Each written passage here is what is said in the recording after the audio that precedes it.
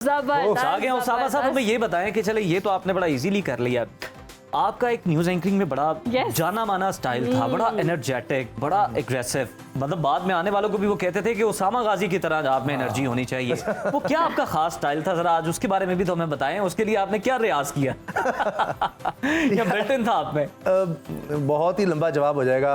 हाँ, असल में जब हम आए ना तो उसमें जो लोग हमारे उस वक्त चैनल में मेन लोग थे ना, उन्होंने कहा कि हमने ना थोड़ा नयापन देना है और जिस तरह से रिवायती हमारे यहाँ चल रहा है तो फिर उसमें दिखाया वेस्टर्न स्टाइल किस तरह से था, वहाँ के एंकर्स किस तरह करते हैं, वो खबर को ओन करते हैं जैसे आप रिपोर्ट कर रहे हो।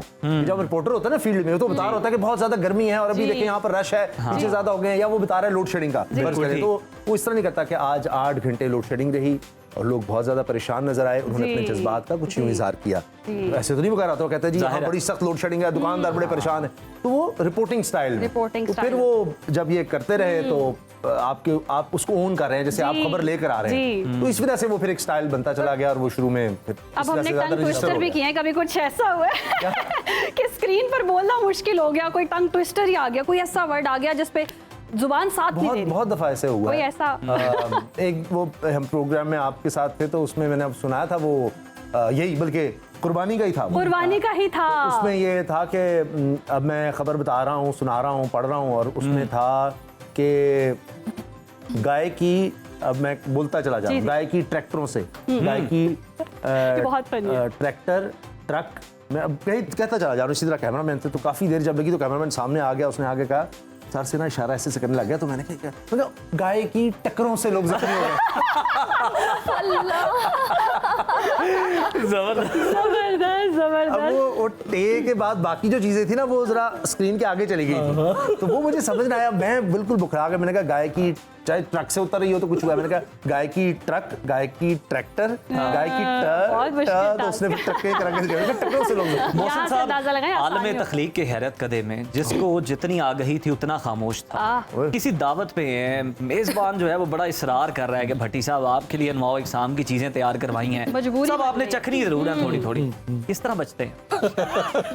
अच्छा, बड़ा मुश्किल हो जाता है, बड़ा मुश्किल हो जाता है। और इतने अनवाओ अकसाम की नेमतें आगे पड़ी हो तो अपने ऊपर काबू पाना मुश्किल हो जाता है। तो उसमें मेरा ये होता है कि मिसाल के तौर पे जैसे हम किसी शादी में चले गए, ठीक, मेरी कोशिश होती है कि अब आमतौर पर देखें कि शादी हॉलों में क्या होता है कि 1 डिश मेन्यू है और वही रिपीट हो रहा है, अगर रोज जो है ना फंक्शन चल रहे हैं, तो अब उसमें ज्यादातर इम्कान ये होता है कि इसमें पिछले फंक्शनों का बचा हुआ खाना इस्तेमाल होगा। ठीक, अब उसमें मैं भी ये करता हूँ कि आपने जब भी शादी हाल में जाके खाना खाना है तो कोशिश करें कि आप पहली सर्विंग में ले लें। अच्छा, ठीक है, पहली सर्विंग में आपको फ्रेश वाला खाना मिलेगा। जब रीफिलिंग होएगी तो उसमें वो पुराने खाने गर्म करके दे देंगे, उस वक्त ना मेजबान को पता चलता है ना मैं टेक्निकल चीजें बता दी। आज के बाद हम पहले जाते साथ ही ये कहा था ना सलामी पूरी ना किया कर। अच्छा, दूसरा ये होता है कि मैं सैलेड कोशिश करता हूँ ना खाऊं,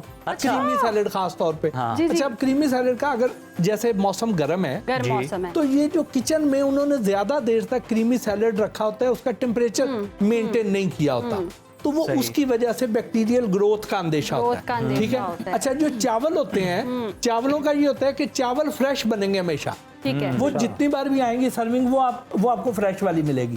ठीक। अच्छा, अब कई बार ऐसे होता है कि आपने मुर्ग चने लिए हैं, किसी आप बाहर से अगर रेस्टोरेंट पे चले जाते हैं, मुर्ग चने लिए हैं, तो अगर आप उसमें देखें कि बोटी जो है वो उसमें सालम नहीं है, ठीक है, तो आप नॉर्मली ये समझते हैं कि बोटी जो है वो घुल गई होगी इसके अंदर। हाँ, हालांकि वो घुली नहीं होती, वो आई उतनी होती है।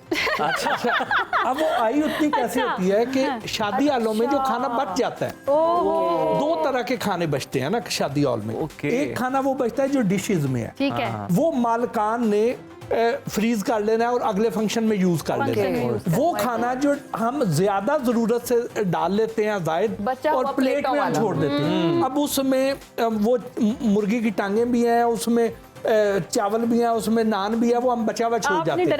अब वो जो बोटियां अंदर से चुन के वो वेटर रखते हैं फ्रीज, वो उसको शॉपर में डाल लेते हैं, वो बेचते हैं अगले दिन। आपने मुर्ग चने लेने हैं तो वो उधर वो कई जगहों पे वो वाले मुर्गी आई होती है, तो अब वो पता नहीं किसने आधी खा के छोड़ी है, उसको कोई डिजीज तो नहीं थी। आपने इतना डरा दिया है, अब हम इतना चेक एंड बैलेंस का ख्याल रखेंगे। हमें भी कोई मोहसिन साहब का ना कोई छोटा वर्जन कहेगा कि जहाँ जा रहे हैं इतना चेक एंड बैलेंस हो रहा है। कहती है मैं खुद बनाती हूँ घर में खाना। सबसे अच्छा खाना वो है जो घर में बनता है। खाना तो बनाती हैं, गाती भी बहुत अच्छा है, साथ साथ सुर ताल और वाह वाह गाना भी घूम रहा है और पकाते भी गाती हैं। जो लोग गाना अच्छा गाते हैं ना वो खाना भी अच्छा बनाते हैं। मैंने कहा पकाते भी गाती हैं आप, क्योंकि जायके की खाने में सुर भी शामिल होते हैं। सुरीला खाना बनाती हैं और मैं बहुत अच्छा खाना बनाती हूँ, तो मौके का फायदा भी उठा लेते हैं। बल्कि मैं आपको एक बात बताऊँ कि जी, जब जी। मैं किसी घर की दावत पे जाती हूँ, अक्सर लोग दावत पे बुला लेते हैं, ये वैसे घर पे बुला लेते हैं, आपने खाने पे आना है, तो मैं आप सोच रही अल्लाह होती आपको हूँ, भी तौफीक दे। मैं सोच